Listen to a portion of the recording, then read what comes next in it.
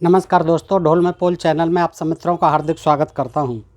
दोस्तों, वेदों का नाम हमने और आपने सबने सुना है, लेकिन हम में से बहुतों ने ये नहीं देखे होंगे कि वेद कहाँ हैं, कैसे हैं, और ना उन्हें पढ़ा होगा। पढ़ने की तो बात दूर है, देखा ही नहीं होगा।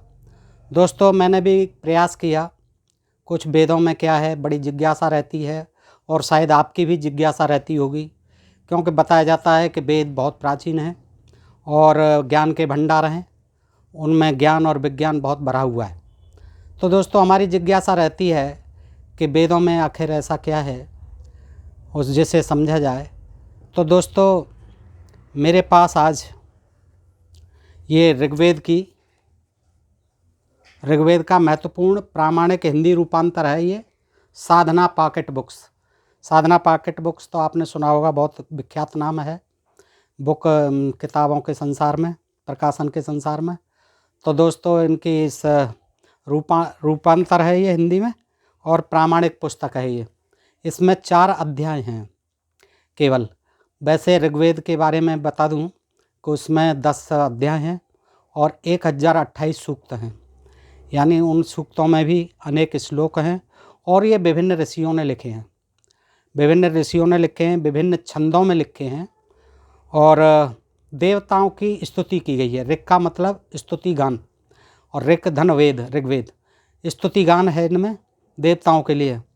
और इसके जो देवता ये नहीं हैं जिनको हम लोग आज जानते हैं, ब्रह्मा विष्णु महेश आदि देवता है, ये नहीं है। इसमें इंद्र और मरुति, अग्नि, सूर्य, उषा, पूषा, ये आज अनेक देवता जो है उस समय थे, उनके ये पूजा प्रतिष्ठा में स्तुति गान होता था, वेदों के द्वारा, मंत्रों के द्वारा, ऋषियों के द्वारा।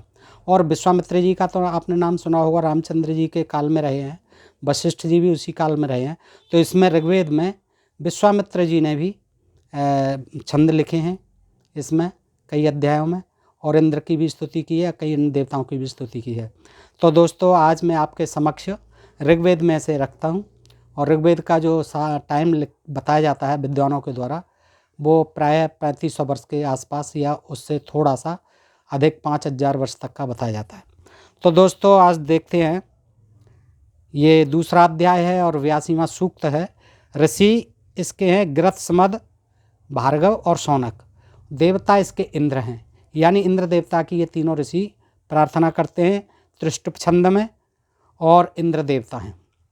तो हिंदी में ही रूपांतर है दोस्तों।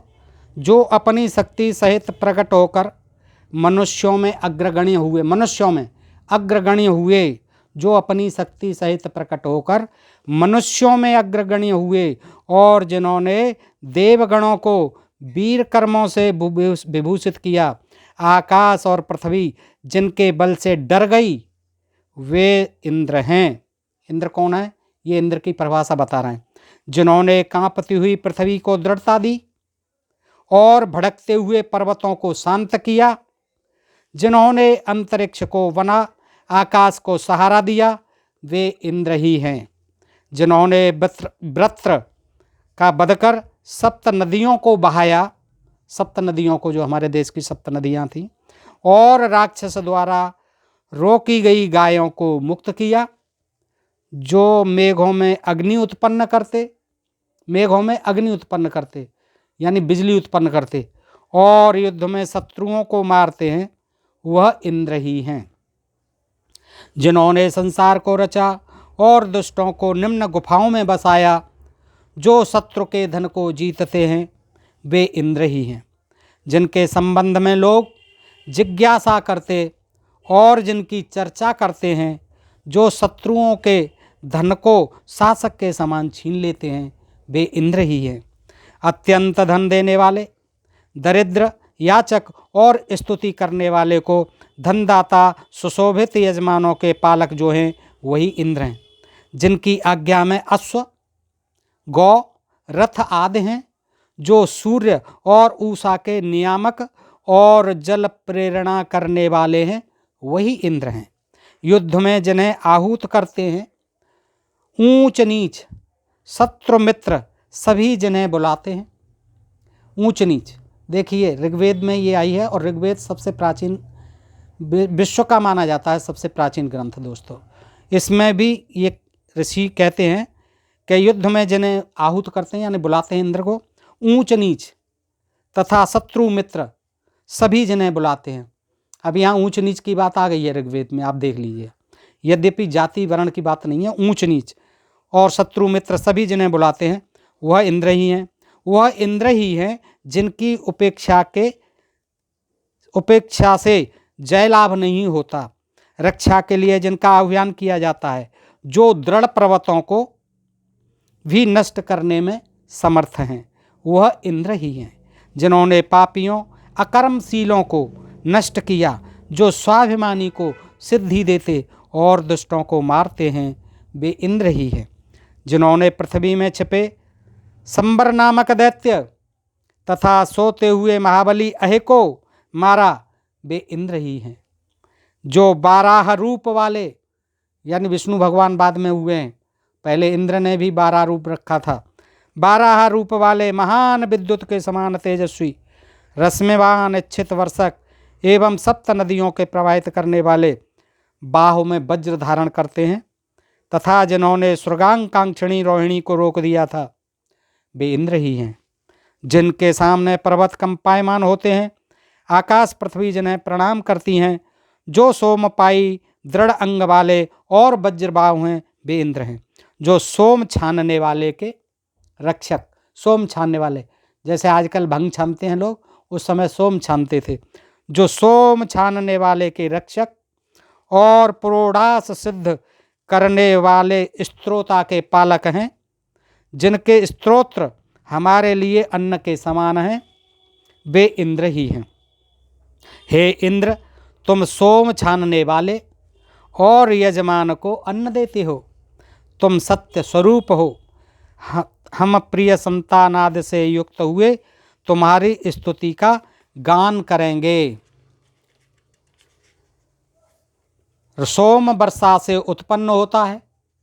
सोम जड़ी बूटी होती थी दोस्तों, भांग की तरह। सोम वर्षा से उत्पन्न होता है, जल में बढ़ता है। जल की सारभूत सोम लता, जल में पैदा होती थी। जल की सारभूत सोम लता बढ़ती, निचोड़ जाने के योग्य होती है, उसे निचोड़ते थे कूट के। वही अमृत तुल्य सोम इंद्र का पेय है, इंद्र उसे ही पीते थे। जल बहाने वाली नदियाँ सर्वत्र प्रवाहित होती हुई समुद्र में जाती हैं।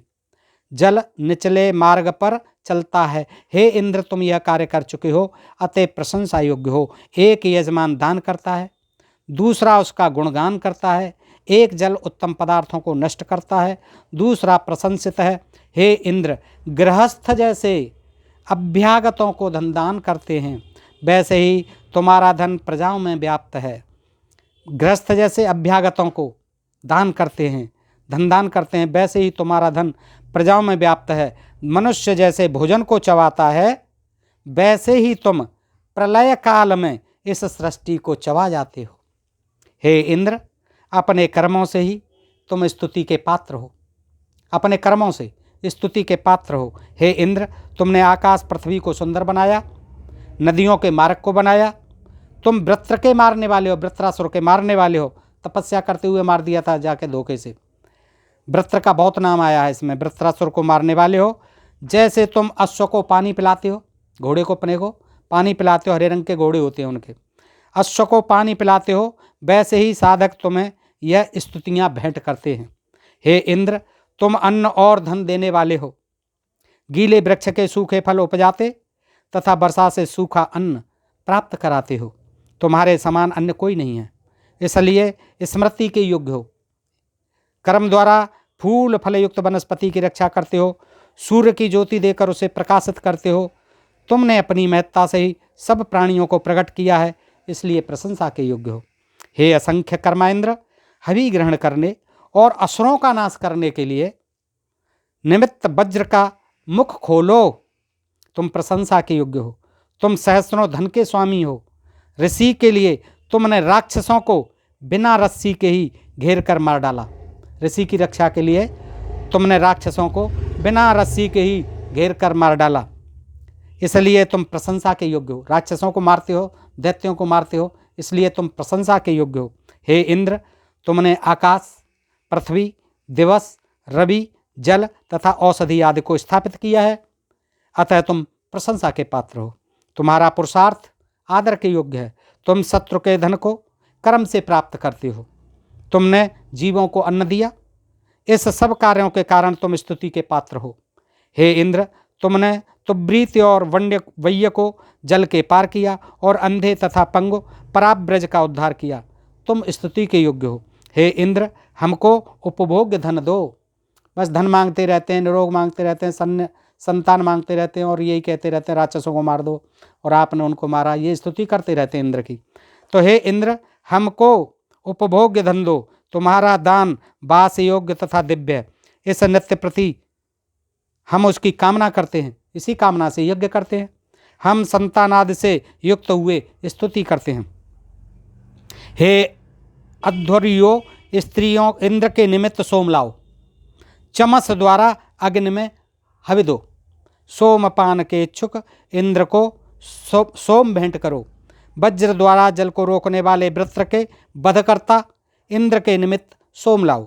इंद्र सोम पीने के योग्य हैं। जिस इंद्र ने गायों का उद्धार किया और राक्षसों को मारा, उस इंद्र के लिए सोम को व्याप्त करो और वस्त्र में आच्छादित करने के समान इंद्र को सोम से ढक दो। जिस इंद्र के 99 भुजा वाले उरण तथा अर्वद का हनन किया, उसी इंद्र को सिद्ध होने पर भेंट करो। जिन इंद्र ने स्वस्न को मारा, सुषण के कंधे काट डाले, पिप्रु, नमुच और तुघ्निका का हनन किया, उन्हीं इंद्र को हवि दो। जिन इंद्र ने वज्र से संबर के पाषाण नगरों का विध्वंस किया, देखिए विध्वंस किया, सभ्यता जो सिंधु घाटी की सभ्यता विध्वंस हुई थी, ऐसा लगता है ऐसी कोई थी असुरों की, जिसका स्वामी था वो सम्रासुर राजा, उसके पाषाण नगरों का विध्वंस किया था इंद्र ने। तथा बर्चों के 1 लाख अनुयायियों को धराशायी किया। दैत्यों को 1 लाख अनुयायियों को धराशायी किया। उन्हीं इंद्र के निमित्त सोम रस ले आओ, पिलाओ इन्हें। जिस रिपुनाशक इंद्र ने 1 लाख दैत्यों को धराशायी किया तथा कुत्स, आयु और अतिथिज्ञ के द्वेषियों को मारा, उसी इंद्र के लिए सोम लेकर आओ। हे अध्वर्यो, इंद्र को सोम भेंट करने पर तुम्हारी इच्छा पूर्ण होगी। हाथों से सिद्ध किए उस सोम को लाकर इंद्र को दो। अर्ध्यो, इनको हर्षित करने वाला सोम तैयार करो। जल में शुद्ध किए सोम तैयार करो। जल में शुद्ध किए हुए सोम लाओ। इंद्र तुमसे सोम चाहते हैं, उनके लिए आह्लादकारी सोम भेंट करो। अर्ध्यो, गोओं के निचले अंग में दूध भरे रहने के समान इंद्र को सोम से भर दो। मैं सोम के स्वभाव का राजा हूँ। इंद्र उससे हर्षित होकर यजमान को सुखी करते हैं। इंद्र आकाश, पृथ्वी और अंतरिक्ष में ऐश्वर्यों के स्त्रोत्र हैं। जैसे जौ से बर्तन भर जाता है, उस समय जौ पैदा होता था केवल, जैसे जौ से बर्तन भर जाता है, वैसे ही इंद्र को सोम से भर दो। और यज्ञों में उसी की आहुति ज़्यादा दी जाती थी, जौ की। हे उत्तम वास देने वाले इंद्र, हमको भोगने योग्य धन दो। था ही नहीं बेचारों पर, तो धन मांगते थे इंद्र से कि हमको धन दो, और इसीलिए यज्ञ करते थे। तुम्हारा दान अद्भुत है, हम नित्य ही इसकी इच्छा करते हैं। श्रेष्ठ संतानों से युक्त हुए हम इस यज्ञ में तुम्हारी स्तुति करें। 85वां है सूक्त। मैं शक्तिशाली हूँ, ऋषि यही हैं। सत्य विचार वाले के महान यशों का बखान करता हूँ। इंद्र ने सोमपान से उत्पन्न बल से बढ़कर अहिर को मारा। इंद्र ने सूर्यमंडल को रोक रखा है, आकाश, पृथ्वी और अंतरिक्ष को तेज दिया है। इंद्र ने यह सब कार्य सोम से उत्पन्न हुई शक्ति द्वारा किया है। सोम पीते ही उनको बल आ जाता था, बल बढ़ जा, जोश बढ़ जाता था। इंद्र ने इस अखिल विश्व का मुख पूर्व की ओर कर रखा है। उन्होंने वज्र से नदी के द्वारों को खोलकर दीर्घ काल तक प्रभावित रहने वाले मार्गों पर बहाया। इंद्र ने ये कार्य सोम से उत्पन्न बल से किए। दभीत ऋषि को नगर से बाहर ले जाते हुए राक्षसों को रोककर उनके शस्त्रों को इंद्र ने भस्म किया। फिर दभीत को गवाद धन दिया। सोम द्वारा उत्पन्न शक्ति से इंद्र ने यह कर्म किया। इंद्र ने पार जाने के लिए नदी को शांत कर असमर्थ व्यक्तियों को पार लगाया। वे धन को लक्ष्य करते हुए नदी से पार हुए। इंद्र ने सोम के आनंद में यह कार्य किया। सोम के आनंद में करते थे सारे काम। इंद्र ने अपनी महिमा से सिंधु नदी को, देखिए ऋग्वेद में सिंधु नदी का, इसलिए सिंधु नदी बहुत प्राचीन है और इसी सिंधु नदी के कारण ही ये हिंदू शब्द भी होना बताया जाता है दोस्तों। तो इंद्र ने अपनी महिमा से सिंधु नदी को उत्तर की ओर प्रवाहित किया। वज्र द्वारा ऊषा के रथ को तोड़ा। यह कार्य इंद्र ने सोम के बल से किया। अपने विवाहित कन्याओं को भागता देखकर पराब्रज पंगु होते हुए भी उठकर दौड़ पड़े। नेत्रविहीन होने पर भी देखने में समर्थ हुए। उनकी स्तुति से प्रसन्न होकर इंद्र ने उन्हें पांव और नेत्र दिए। यह कार्य उन्होंने सोम जनित प्रसन्नता में ही किया। अंगिरावंशियों की स्तुति पर इंद्र ने बल को विभक्त किया और पर्वत के द्वार को खोला तथा कृत्रिम बाधाएं दूर की। सोम के हर्ष में इंद्र ने यह काम किया। हे इंद्र, चुमुर और धुन नामक दैत्यों को तुमने मारा तथा दभीत ऋषि की रक्षा की। सोम के आवेश में तुमने यह किया है। हे इंद्र, तुम्हारी ऐश्वर्य वाली दक्षिणा स्त्रोता का अभीष्ट पूरा करती है, वही हमें दो, किसी और को मन देना।